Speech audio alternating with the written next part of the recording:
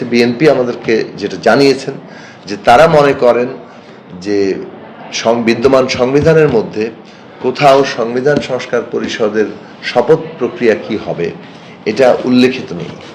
ফলে এটা আদালত কর্তৃক চ্যালেঞ্জ হতে পারে এবং সেক্ষেত্রে আমাদের এই প্রক্রিয়াটি নানাভাবেই প্রশ্নবিদ্ধ হতে পারে।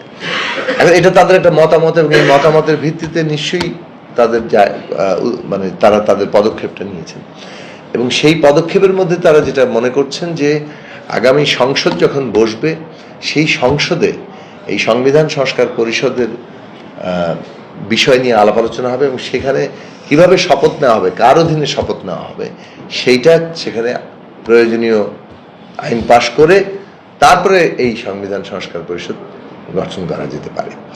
কাজেই এই যে তাদের একটা অবস্থান তারা নিয়েছেন, এক্ষেত্রে আমরা মনে করি যে এখনো আলাপ আলোচনার সুযোগ আছে, সুতরাং সবাইকে নিয়ে আলাপ আলোচনা করে এইটা আমাদের একটা ঐকমত্যের জায়গায় পৌঁছানো দরকার।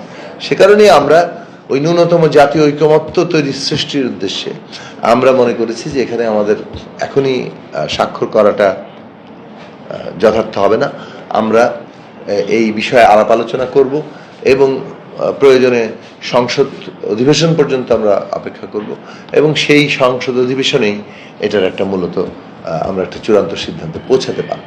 তো সেই দিক থেকে সংবিধান সংস্কার পরিষদ আমাদের দিক থেকে তোলা দাবি, আমরা সেটা প্রয়োজনীয় মনে করি এবং সেটার জন্য আমরা কাজ করব।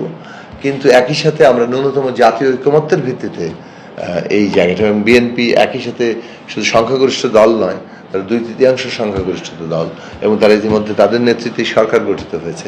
কাজেই তাদের মতামতকে গুরুত্বের সাথে নিয়েই এই আমাদের যে ঐকমত্য তৈরি করা এবং একটা উত্তরণ পর্বটা সম্পন্ন করার কাজটা করতে হবে। সেভাবেই আমরা একটা টেকসই পরিবর্তন আসলে আনতে পারবো। সেই জায়গা থেকে আমরা মনে করেছি যে এটা করা এবং অপরাপর প্রত্যেক স্টেক হোল্ডার এবং দলকেই এই বিবেচনাটা আমাদের মনে হয় যে রাখা দরকার যে আমরা এই উত্তরণ জায়গাতে কিভাবে ঐকমত্যের জায়গায় কত দ্রুত বেশি পৌঁছাতে পারি সেটাই আমাদের মনোযোগ থাকা দরকার। কেবলমাত্র রাজনৈতিক বিরোধ যাতে আমাদেরকে উত্তরণের পথে কোথাও বাধা সৃষ্টি না করে সেই সব বিষয় বিবেচনায় রেখে আমাদের এই চেষ্টাগুলো, ঐক্যের জায়গাগুলো তৈরি করার দিতে সর্বাত্মক চেষ্টা করা দরকার। তো সেইটার আমাদের অবস্থানের নির্দেশনা তৈরি করছে। ইতিমধ্যেই বিএনপির দিক থেকে ঘোষণা করা হয়েছে যে তারা গণভোটে তাদের অবস্থান কি, তারা হ্যাঁ সূচক। বিএনপি চেয়ারম্যান নিজেই এখন বর্তমান মাননীয় প্রধানমন্ত্রী হিসেবে আজকে শপথ নিয়েছেন, তিনি তো তার অবস্থান ব্যাখ্যা করেছেন। কাজে এই দিক থেকে যেটা হচ্ছে যে সংস্কারের বিষয়ে আমরা তো একটা ঐকমত্যে পৌঁছেছি, জুলাই জাতীয় সনদ স্বাক্ষরিত হয়েছে এবং সেই প্রশ্নগুলো জায়গাতে আমাদের বিবেচনা, আমরা যেমন অঙ্গীকারাবদ্ধ তেমনি বিএনপি সহ সকল যারা স্বাক্ষর করেছেন তার প্রত্যেকেই অঙ্গীকারাবদ্ধ, কারণ প্রত্যেকেরই নোট অফ ডিসেন্ট আছে।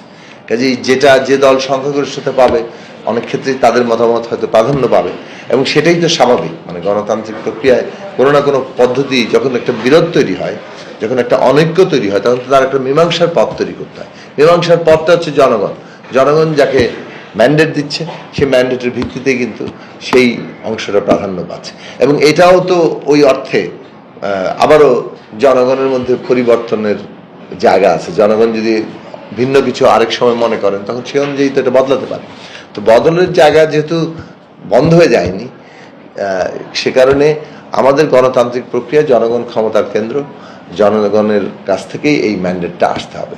তো সেই হিসাবে এটা সংস্কারের ব্যাপারে প্রশ্ন তোলার মতো অবস্থা এখনই মানে আসলে তৈরি হয়নি। সংস্কারের যে জায়গাগুলোতে ঐকমত্য আমাদের জুলাই জাতীয় সনদে হয়েছে, আমরা মনে করি যে সকলেই সেই বিষয়ে আন্তরিক থাকবে।